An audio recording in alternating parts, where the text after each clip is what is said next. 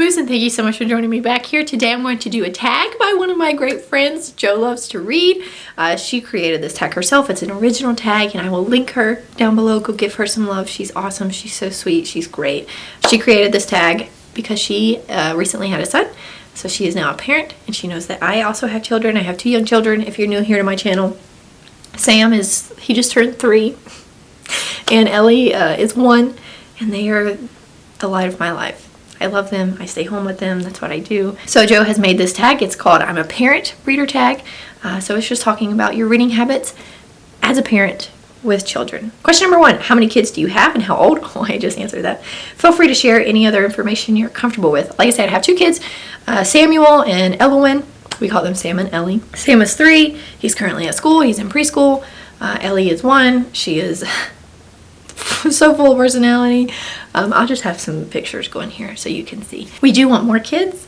We are hoping to start trying towards the end of the year this year.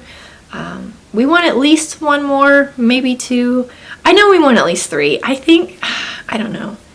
I think it really depends on how this next one goes, if we, jump into 4 or not. But at least 1 more, relatively soon. Question number 2, were you a reader before you had kids? Yes, I've always been a reader. I think I really got into reading in middle school. It's always been like my personality. Question number 3, if yes, how did your reading change after kids? If no, okay, well, that doesn't matter. If yes, how did it change after kids? So I did not read a ton in college, and I got pregnant with my son fairly soon after finishing my undergrad and then starting my master's. So I finished my undergrad, got pregnant with Sam, and then started my master's like all within that year. So I did not read as much as I was used to reading. And just recently, within the past year or so, I've really kind of figured out what works for me, how I can read the most, the types of books that I read through quickly. So it's changed how I read, how much I read, what time I read. I also listen to a lot of audiobooks. I used to hate audiobooks. They never worked for me. And then I became a mom, and I didn't have time to sit down and dedicate to that, because there's nothing worse than being invested in a great book, and then your kid just comes up to you and they need something every 5 minutes, every 5 seconds. If you're my children, they're still tiny and they're small, so they're very dependent still. So I don't have those stretches of time to sit down and read. Whereas if I'm listening to an audiobook, I can do that while I'm cleaning the house or doing laundry, all that kind of stuff. So I read a lot more digitally than I used to. I used to never read ebooks or audiobooks. I would only read physical. Now I find that audiobooks are my main source of reading, and then ebooks are a close second. Not so much here this year in 2023, but just overall, reading on my phone, getting a page or 2 in every once in a while is helping me rather than carrying around a physical book. So the medium has changed, the amount has changed. I will say, like I say, in the last year or so, I've read more than I've ever read, but I've also made that more of a priority. The types of books I read since having kids has changed. I've always had a love for children, but I've found that I really need to watch out for trigger warnings concerning children since having kids. If there's any kind of brutality or something concerning children, it gets to me a lot more now than before I had kids. Understandably so, I think. A lot. Almost everything has changed since having kids. Question number 4, what are your best tips on how to make more time to read as a parent? Like I say, audiobooks have really helped me. I know audiobooks are not for everybody, but they really help me. That is probably one of my biggest tips, is if you can get past the narrators or whatever, whatever your hesitation is with audiobooks, if you can get past that, audiobooks can be a lifesaver for your reading as a parent. Number 2, read with your kids. Have books. Look at this. I'm in my bedroom right now. I'm not even in my kids' room, but we have this big stack of books here on my nightstand because we read all the time. So get you a stack of books, get your kids a stack of books, spread them out, let your kids pick what they read, and also read alongside them. So maybe, with us, my children are sitting on the bed and they're flipping through their books and they're reading independently, and then I can just sit with them and read independently, which kind of goes into just another tip overall. If you're in proximity with your children, they are more likely to be more content and more self-entertained. I know just being in the same room as my son makes the world a difference. If he's in his bedroom trying to play and I'm in my room, he is not content.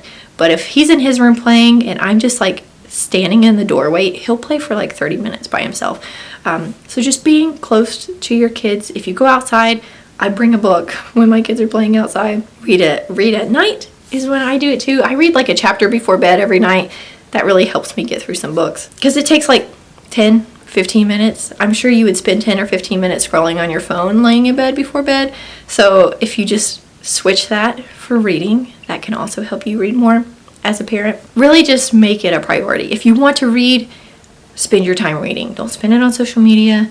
Don't spend it wasting time on whatever it is that you waste time on. If you want that to be your priority, make it your priority, and also do it with your children. And then audiobooks. But that's just that's just what's helped me the most. Question number 5, do your kids enjoy reading? What are their favorite books? Yes, I already said that. My kids do love reading. Every night before bed, we spend like 30 minutes or so reading books, especially when my husband is not home, which he is not right now. We personally love Sandra Boynton. That's what a lot of the stack is right now. We have a ton of her books. This isn't even all of them, but we love Sandra Boynton. Moo Ba La La La. This one's great. They're shorter for littler kids. 15 Animals. Are You a Cow? Dinah Snores is one of our favorite. My son, when he was about Ellie's age, when he was about 1, would get to the snoring page. Listen, guys, I could talk about my kids forever, so I'm sorry if this video is too long. He would get to this page where it's snoring, and he would go, which is so cute to watch, like a 1-year-old do. The Belly Button book, this one has been loved very fiercely. Spooky Pooky, all of the Sandra Boyntons are great. Every night we do read one of the Bible stories out of our like bedtime Bible stories for kids. We do read this every single night. This is one of my personal favorites. It is There's a Hole in the Log in the Bottom of the Lake. It's kind of there's like a rhyme. There's a log in the bottom of the sea or something like that. This is like a spin-off of that, I guess. Ellie really likes this one because it's like a song. So she'll sit. Her attention is not, very long at this age, but she will sit and she'll listen to this one. She likes this one. Dr. Seuss, we love Dr. Seuss. They both especially love the foot book, the little board book, not like the long one, but the little one. They love, let me find this page. They love this page, the slow feet, quick feet, because I'll draw them out with slow feet, quick feet. When I do the quick feet, they both just like cackle. They love it.